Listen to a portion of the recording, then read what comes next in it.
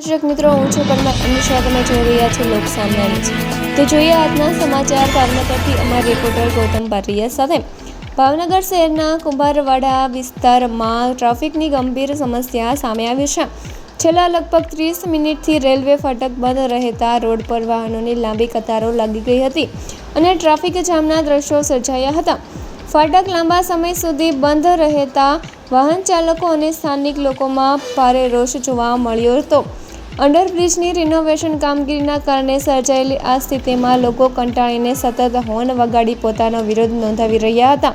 બીજી તરફ ફાટક બંધ હોવા છતાં કેટલાક લોકો નિયમોનો ભંગ કરી ફાટક નીચેથી પસાર થતા મજબૂર બન્યા હતા, જે અકસ્માતની દ્રષ્ટિએ પણ અત્યંત જોખમી સાબિત થઈ શકે છે.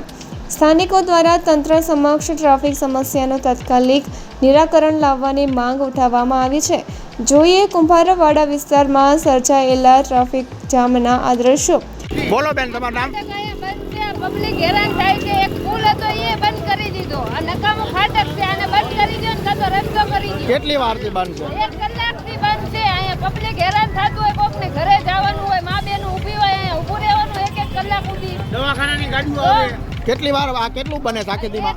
આખા દિવસમાં 10-15 વાર બંધ હોય. ભાગે જ એક કોકનો ભાગ મળી ગયો હોય તો ખુલ્લું હોય ફાટક, બાકી તો બંધ જ હોય. 24 એમ્બ્યુલન્સ આવે. આમાં અમારે કઈ રીતે આવું જવું? વારા ઘડીએ ફાટકેથી ન જવાનું, એટલે બધે ફરીને જવાનું કુંભારવાડાથી અમારે.